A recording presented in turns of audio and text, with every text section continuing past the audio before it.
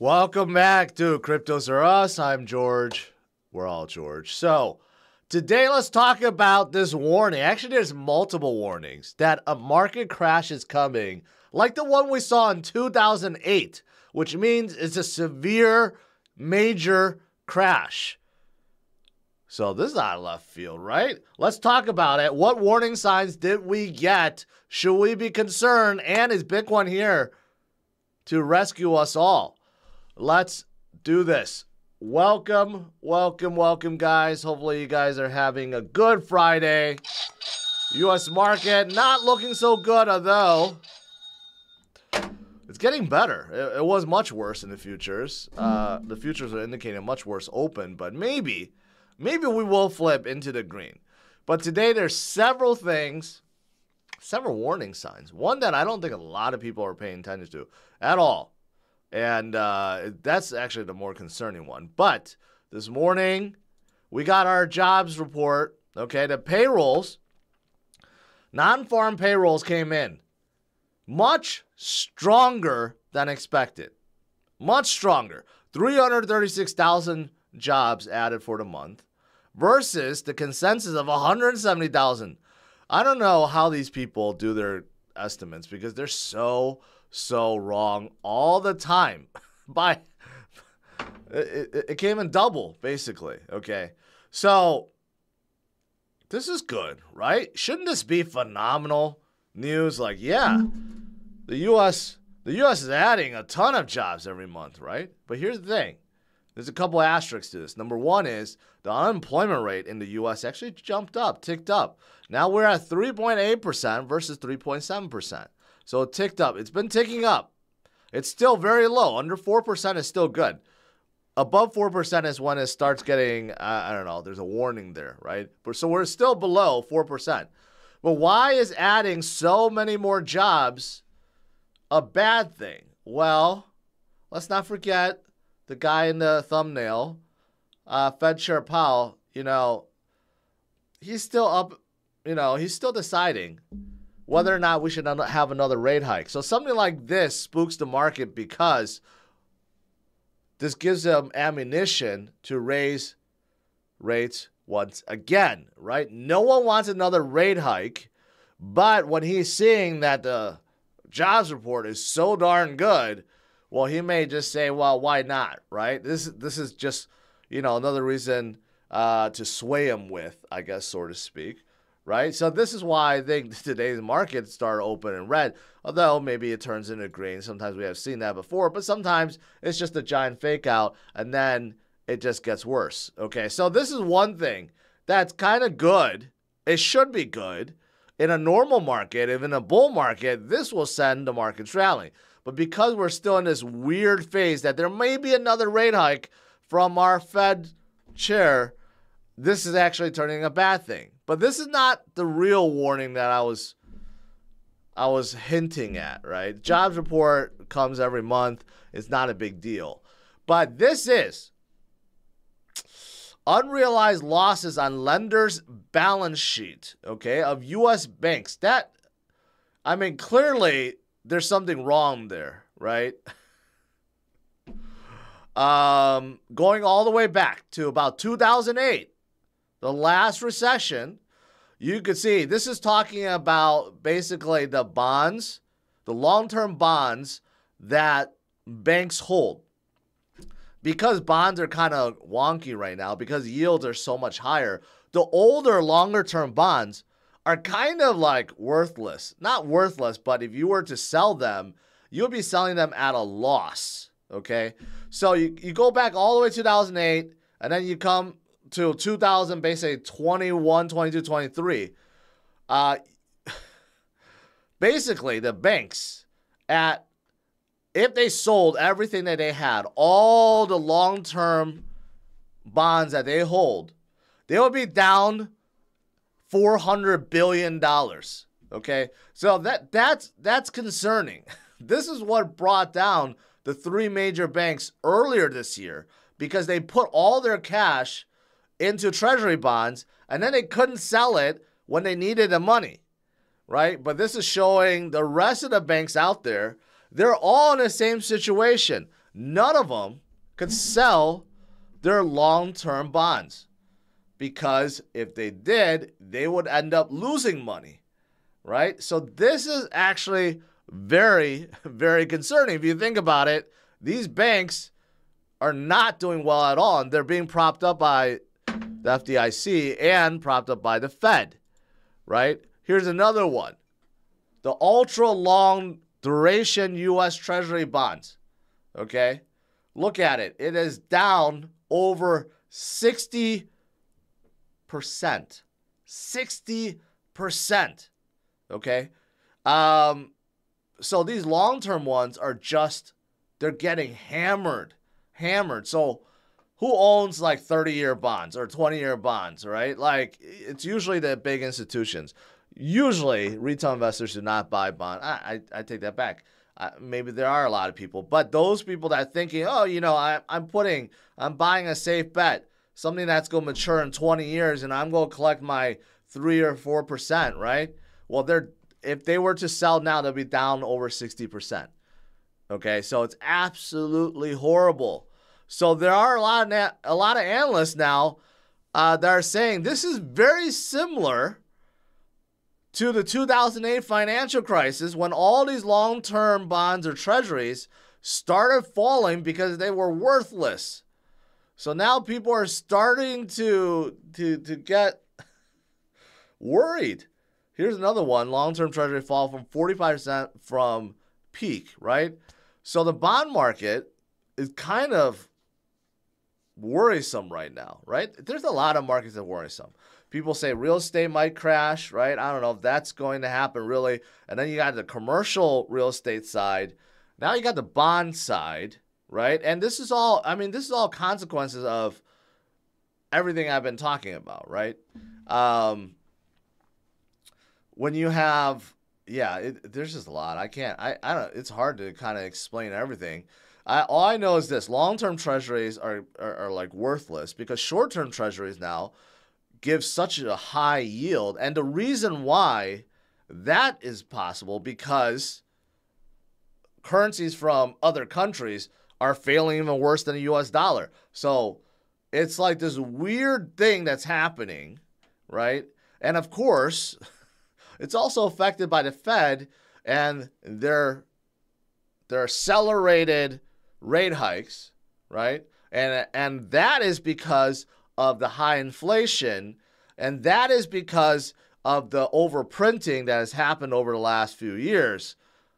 You see how it's all connected, but now it's all coming to like this house of cards moment where one thing gets knocked out and everything's going to get knocked out, right? It's almost like that. So it's actually, I wasn't exaggerating. This is serious. This is serious stuff. Are more banks going to fail, right? If banks fail, it's good for Bitcoin, but who knows? If the commercial real estate market falls and then the bond market falls and everything falls, we're looking at a 2008 financial crisis again, right? This is not what we need. This is not how it should go. Things should be getting better, right?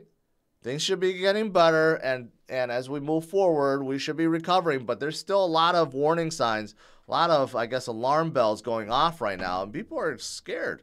People are really scared, which is why if you look at like, say, equities for this year, it hasn't been doing good at all. You look at everything, besides a few tech companies that has done well, like Apple and Microsoft and Tesla. But if you look at the overall sector of everything, especially year to date, it's not good. Most are even or in the red, right? But guess which asset is leading the way? Bitcoin. Bitcoin is still up 62% year to date, right? We have come off from our bottom.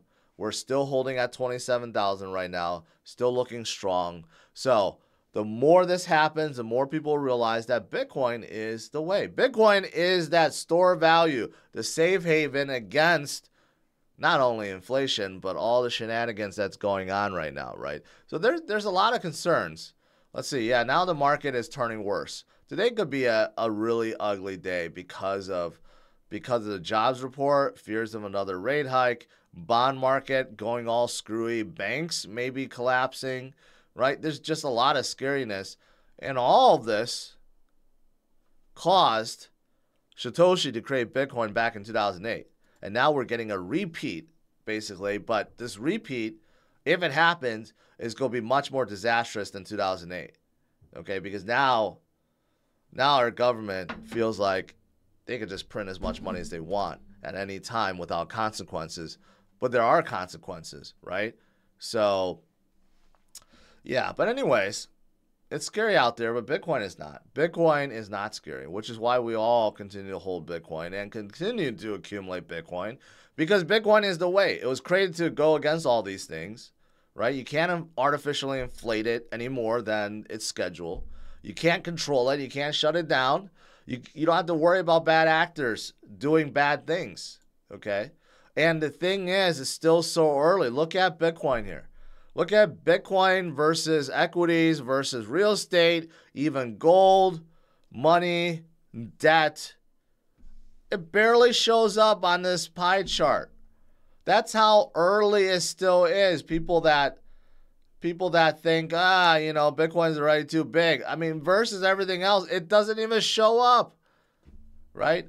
But as we move forward, 10, 20, 30 years in the future, right? You're going to see that pie get bigger and bigger and bigger and bigger and bigger, right? First thing is to surpass that gold, that very small slither, which is around 12.2 trillion. Bitcoin is only at 0.4 trillion, right? That's a long way to go. Bitcoin has to be 700,000 each just to get that small sliver, just to get to the 12.2 trillion. But what about all the other asset classes? What if just a tiny little bit of real estate comes in, or a tiny little bit of equities also come in, driving Bitcoin maybe up to 20 trillion, 30 trillion, 40 trillion in the future? Who's to say it won't happen, right? It's still so early. Now, short term, we're going to get a lot of favorable things next year, including a halving event, but also Bitcoin SPY ETFs. I've been talking enough about it because, yes, we're all waiting for one. But here's a reason why an ETF is going to be phenomenal, because this is what happened with gold. Gold, prior to their gold ETFs, were kind of stagnant, below 400, couldn't really break 400. And after the introduction of gold ETFs, then it started going wild and peaked around 2,000, right? And right now it's about 1,800.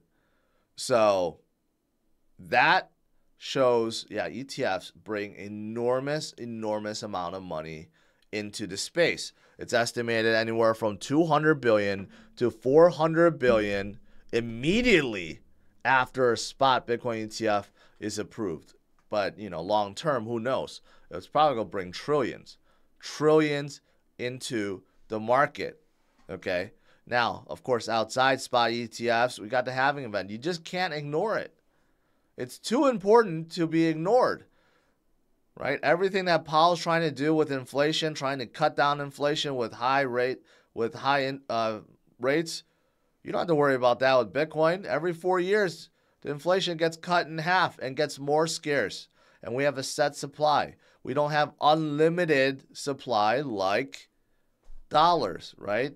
You could have another 2 trillion, 5 trillion, 10 trillion printed over the next 10 years.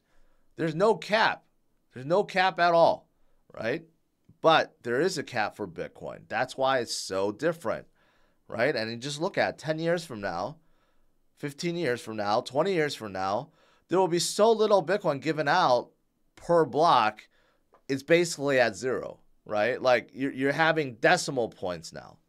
So that's why we got to load up and stock up before that happens, before Bitcoin gets a larger piece of the pie and it's above $1 million, right? We get it while it's cheap. Here's another interesting chart, I guess, or look at Bitcoin right now in its cycle versus previous cycles, right? If you went by nothing and you just looked at this chart, what would this say? Like if you're an average investor, you're just coming in and you didn't know this was Bitcoin, just pretend like this was some kind of equity. You would look at this and say, well, this is probably the time to be buying. This is the time right before Bitcoin starts going up or whatever this thing is going up, right? And that's exactly true. I mean, history doesn't repeat, but it tends to rhyme. And it tends to rhyme with Bitcoin because of the halving event, right? So if you showed someone this and you didn't tell them this was Bitcoin, I'm willing to bet most would say, yeah, this is time to be accumulating while we're in that yellow box. And then afterwards is when we make our money. That's exactly right. That's where we are in the cycle. Why would you be fearful now, right? Well, I did mention a lot of macro stuff that's fearful. Yes, and warnings. If we do have a 2008 recession collapse again, yes, that is concerning. But Bitcoin didn't exist back in 2008. We don't know how Bitcoin truly will be if there's a huge major financial meltdown. Earlier this year, when we had banks fail, we actually saw people flock to Bitcoin. It was actually the catalyst to drive Bitcoin up from 15,000 up to above 20,000, right? So if we have more bank failures, who's to say that Bitcoin won't get even stronger because people are realizing this is really the only alternative. If you can't trust the banks, who else are you going to trust, right? You need a trustless system like Bitcoin. You don't need people in charge of it, right? So there's a lot of scariness out there, yes, but Bitcoin is here, right? Bitcoin didn't exist in 2008, but it did in 2009 and 10 afterwards because Satoshi, whoever he, she, they are, got fed up with how our government's being run, right? The HODL Waves also at an all-time high, 57%, okay? 57%. It's higher than our 2021 peak, higher than our 2017 peak, higher than our 2013 peak. It shows you how strong Bitcoin is now, how strong the holders are, how many holders there are. And this could only lead to good things because there's only a set amount of supply out there. And when most of it is being held and not being traded, then of course you form a base price and then you just keep going up from there. That's exactly what's happening. We're roughly 11% higher than our peak of 2011 and 2017. That shows you how strong Bitcoin is and the fundamentals that I keep referring to. This is an example. The fundamentals of Bitcoin has never been better in the history of Bitcoin. Right now has never been better than right now. So get that through your heads. All right. I think that's pretty much it. Today's just like a Bitcoin macro day. I think the only other thing I want to talk about is this. The very popular app Friend.Tech they didn't get hacked, but a lot of people that have the app on their phone got hacked because they didn't turn on 2FA or biometrics or something, and they got SIM swapped, right? Again, SIM swapping is a real thing, okay? Don't think that, other people will get SIM swapped, I won't get SIM swapped, right? So be prepared for that. Many, many people in the space have been SIM swapped.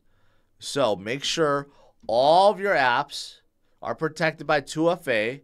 So even if you get SIM swapped, 2FA does not carry over to the new phone, right?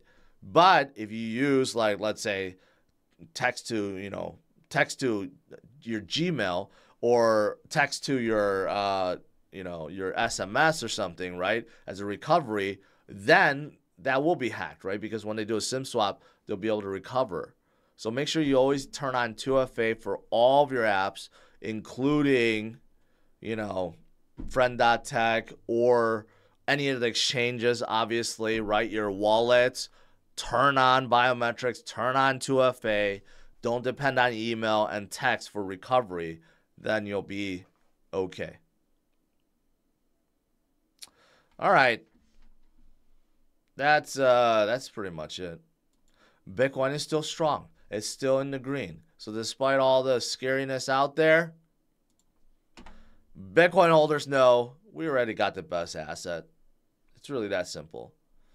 All right, let's do some Q&A. Oh, I also saw this for Tesla fans. Tesla again cuts the price of Model 3 and Model Y by $2,000. Now you could get a base Model 3 for $39,000. That does not include the $7,500 federal tax credit. If you include that, you are now getting a Model 3 for under $33,000.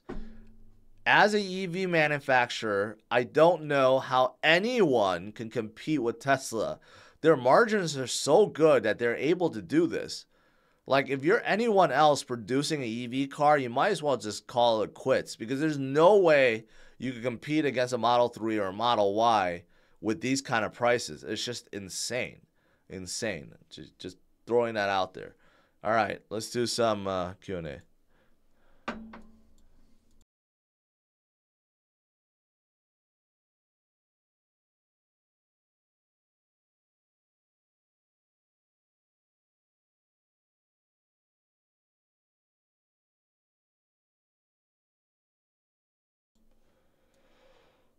All right.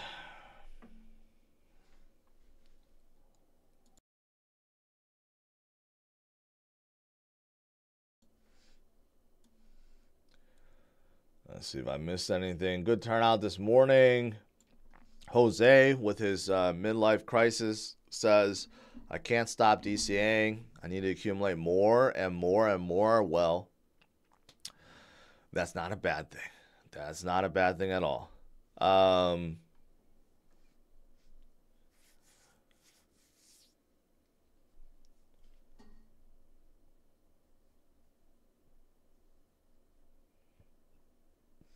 Jeff says, I canceled my subscription to Crypto Panther because I am George. Thank you. I appreciate that.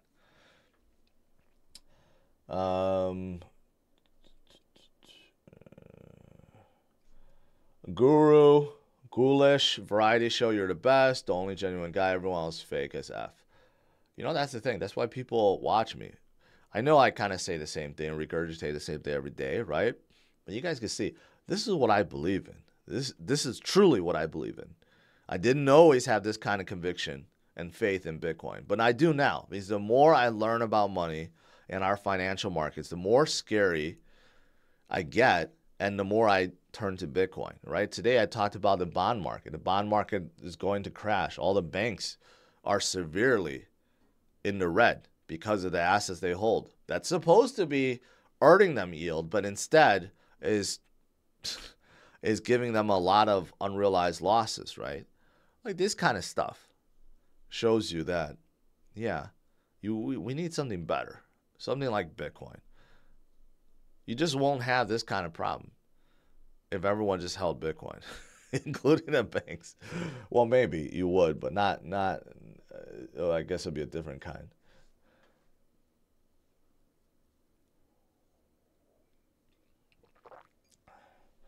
ADA. What do you want me to talk about with ADA? I was talking about Bitcoin. I wasn't talking about ADA. I remember, speaking of influencer fights, I remember back in the day, Charles Hoskinson said he wanted to fight Chico, I think. I wonder if he'll be willing to fight in my new league. I don't have a name for it yet. I have something. I gotta get permission. Yeah, I'm wondering if he's down to fight someone.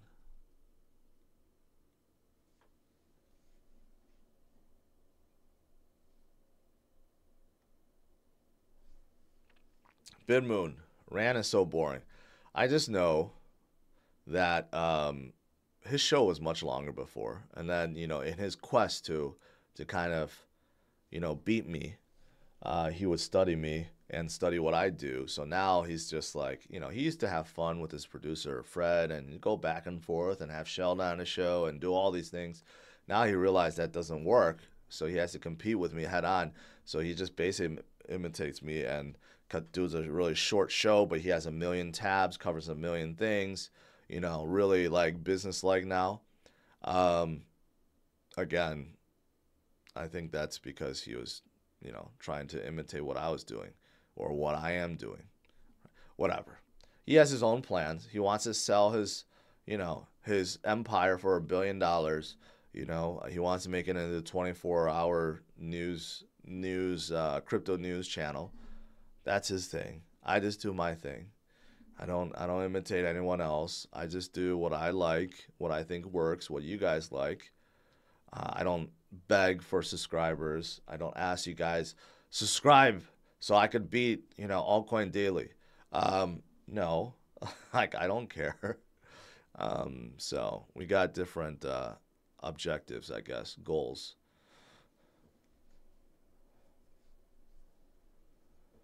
Rich, I appreciate that.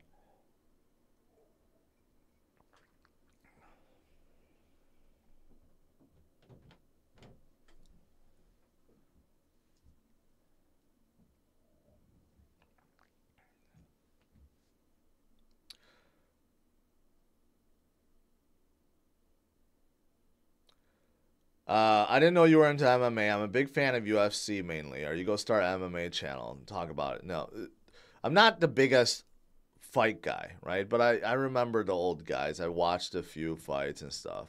I actually don't know about any of the new guys besides John Jones, you know, who's still dominating. He's old, but he still dominates. Anyways, no, this kind of came out of Cypherpunk because people would say, you know, this guy wants to fight this guy wants to fight this guy, and I'm like, okay, let's run with it. People really want to fight. Like, I'm not a fighter. I'm a lover, not a fighter. But there are a lot of people that want to prove themselves, especially the 20-year-olds out there, right? I'm like, I'm a 40-year-old. I don't need to fight. But, you know, we'll see where this goes. So I partnered up with Karate Combat. I was an investor in them already. I was an advisor investor. And I'm like, hey, you know, let's do something, right? There's an audience here. Crypto people, you know, are craving for something right now. Let's get influencers to fight each other. It's all for good fun, obviously, right? Not to like beat the hell out of each other. Well, maybe that would happen. Let's do this. And they agreed. So I'm trying to set this thing up. I don't have a name for it yet. I have the main card done, and I can't share who it is, who the two people are, but you guys will enjoy it. But I'm trying to get all the side cards, the other cards ready. I think we're going to have like 5 or 6 fights. It's going to be wild. And a lot of the content will be on CRU Plus. It won't be a new channel, but it'll be on CRU Plus. So a lot of the inside training videos, insight videos, the backstory videos, the drama, they'll all be on CRU Plus. So make sure you subscribe to that.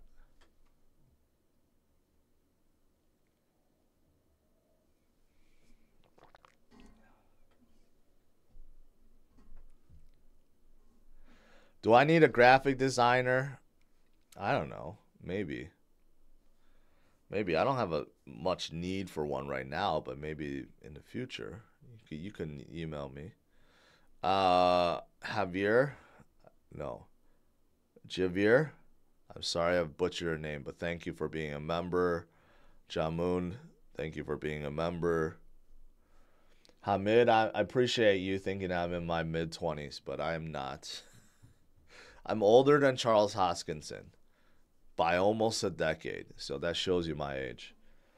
One good thing about being Asian is, we don't age as much or age as fast.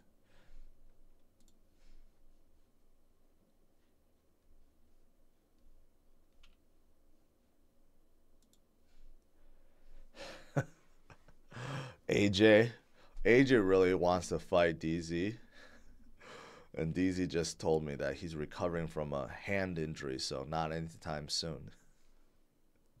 There's some bad blood between Ben's crew, NFW, with his network guys.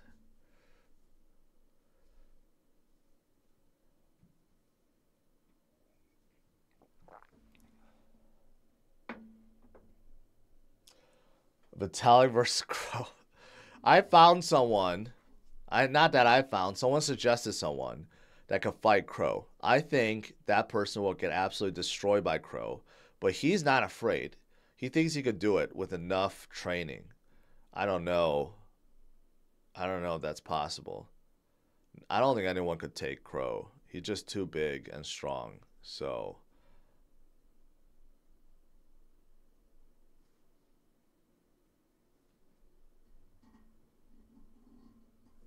maybe if we get this influencer fighting, league or club to become a thing, then maybe we could get like Elon to join. I don't know, or Jake Paul or Logan Paul. They're way too big. They're already going. They're making hundreds of millions from their fights. But I like to expand outside of just crypto influencers, just influencers in general, right? A lot of the financial guys, like I don't know, meet Kevin for example, get him to fight someone, get other people to fight within their niches. Again, it's just for fun. It's not like well, it's fun and ego and pride, obviously. Not really for money. It's just really for your pride. Love to get some women involved as well. I know a lot of people bring up Wendy because she has fighting experience. I don't know who could match up with Wendy. Crypto Mason's partner, Megan, is like a serious MMA person. So she's so good that there's no one that she can match with. Maybe she could fight Rand, and she'll probably destroy Rand. I don't know.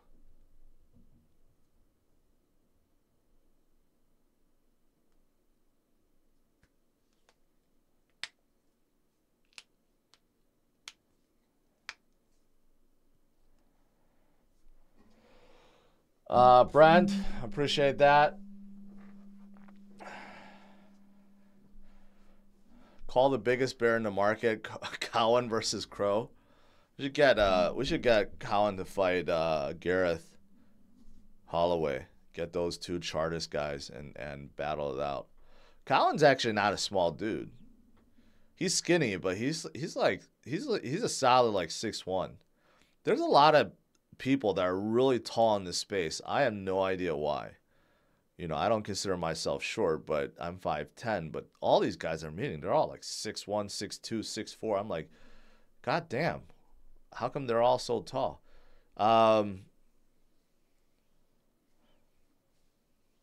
Yeah, and in fact, I reached out to Leia to see if she has any boxing experience. She's like the same size as Wendy. They're both very tiny. They're like 5'2", maybe. That would be a good battle if, but I have a feeling that Leia doesn't have any fighting experience at all.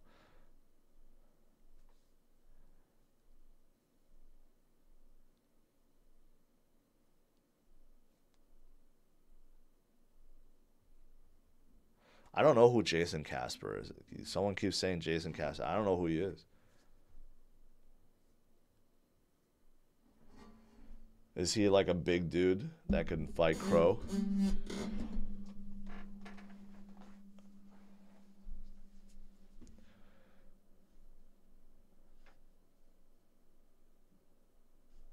Wendy might be shorter than 5'2".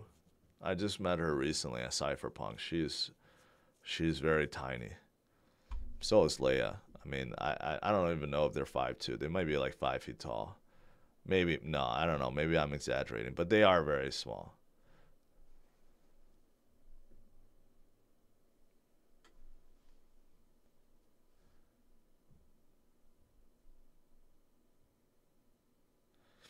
If Jason is a big dude, like big, if he's at least like 230, 240, and Crow cuts down from his 275 to maybe like 250, then it'll be somewhat of a more fair fight.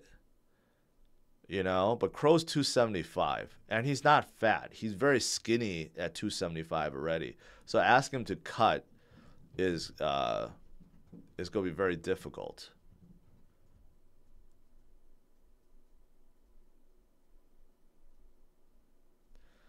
Do you still own alts? I own many alts, man.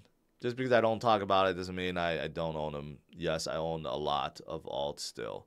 Mostly the big caps, right? Because big caps are the ones that have the most stability and strength in a down market, but they will recover. Yeah, U.S. market's not looking good.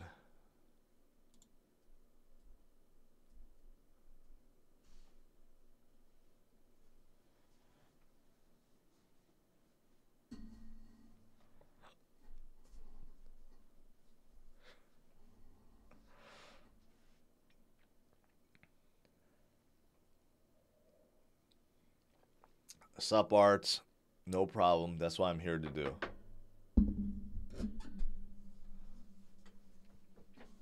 Brent, no offense.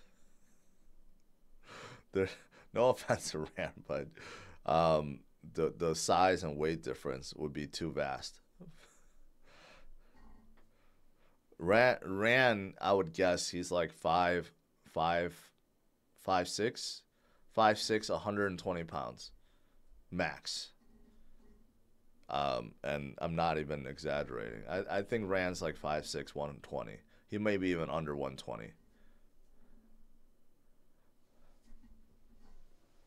Yeah, Scott. Yeah, I think 5'6" might be pushing it. He might be even shorter than that. Rand's a small guy in real life. He's not fighting anyone.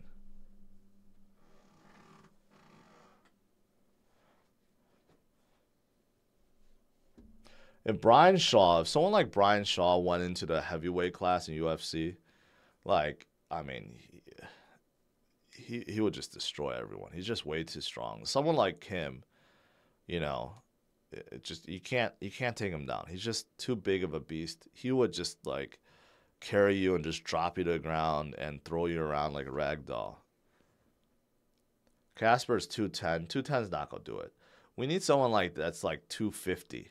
Like naturally 250 to fight Crow. Crow is just too big. You can't tell when you watch him because he's just showing his face. You see him in life, he's like Shaq. He's like literally like Shaq size. He's legit 7 feet without shoes. So when he's wearing shoes, he's like 7'2". And he walks around like he's Shaq. He's not nearly as big as Shaq. Not wide. He's very, I would say, pretty thin. But he's walking around 7 feet, 275. No one's going to take that. No one's going to take him. You need 2 guys to go fight him.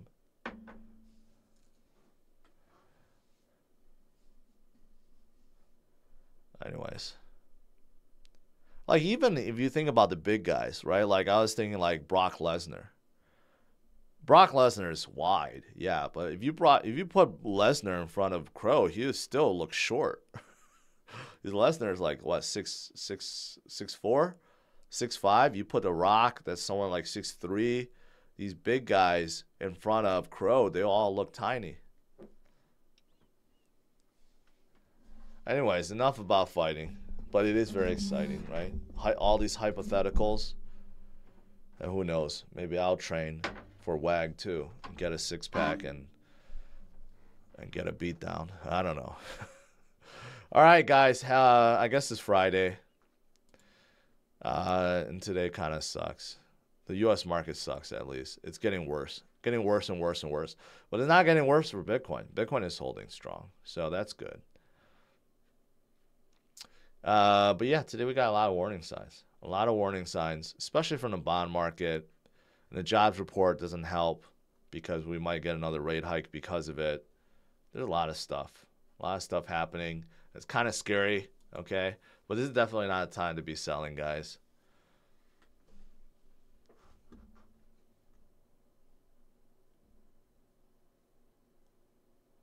What do you think about ordinals and the new rate sats thing that's happening? I don't know what you're talking about. I know ordinals. I don't know about this new rate sats thing. I've not been paying attention.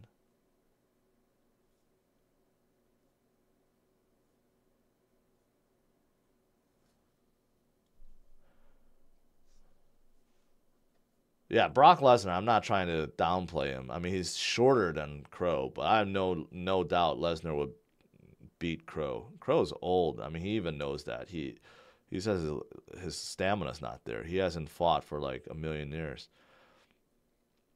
Any professional or semi-professional. Any athlete, I think, could easily beat anyone in this space. No one in the influencer space are actually actively training, right?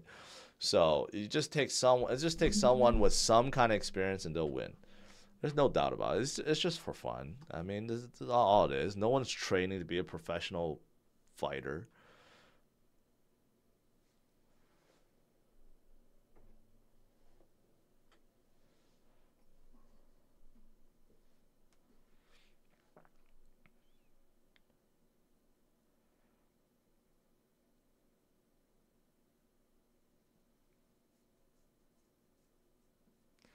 Len says, I'm 6'4". I met Greg Oden at a party. Fell small as F. You know, Greg Oden's 7'1", right? And then with shoes, he's 7'3". So it's amazing what like 6 inches does, I guess, right? Well, that's what she said. But 6 inches in height is huge. Even like 3 inches in height. If you're standing next to someone that's 3 inches taller, just 3 inches, you figure it's not that much, but it is. You stand next to someone that's 6 inches or more taller than you, you just feel like you're a kid. But yeah, that's the weird thing with height. It's just like just a few inches makes a big difference. Again, that's what she said.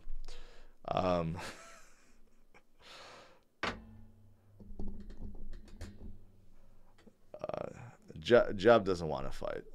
I already asked him. I don't think Jeb is a preacher. He's not going to be fighting.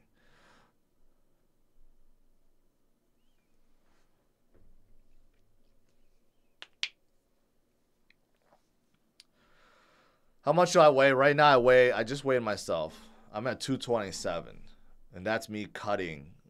So I'm still like a fat ass right now. I need to get back down to like 205. Before I really ballooned up, my natural weight was around like 205, 210 maybe. But now I've just packed on way too much weight.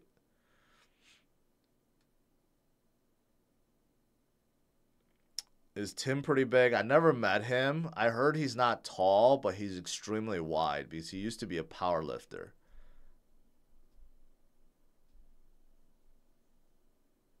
NMCT just joined. Thoughts on a 20-year Treasury hitting the lowest point ever and biggest loss at any point in time? Will people flood to Bitcoin? You know what? You just kind of missed it. I just talked about it. These long-term Treasury, okay, are falling down. Okay, they're worthless. They're not worthless, but they're down like 40, 50, 60%. Because no one wants these long-term treasuries. And because the short-term treasuries are so high, right? This is a major problem. It's a major problem. That's why banks have minus 400 billion of unrealized losses right now. So, yeah, it's a problem. But this is the problem that Bitcoin is meant to solve. Just buy Bitcoin.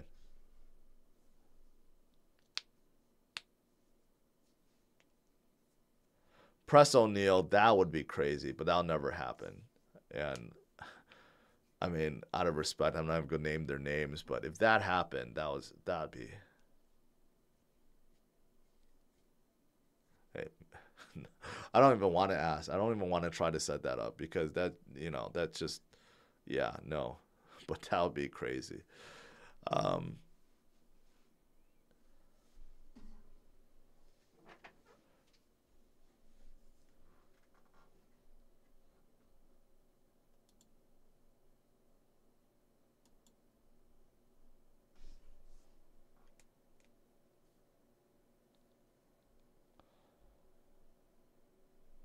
I don't know how tall Mason is. Crypto Mason. I hear he's tall. I hear he's like 6'3", or 6'2", 6'3".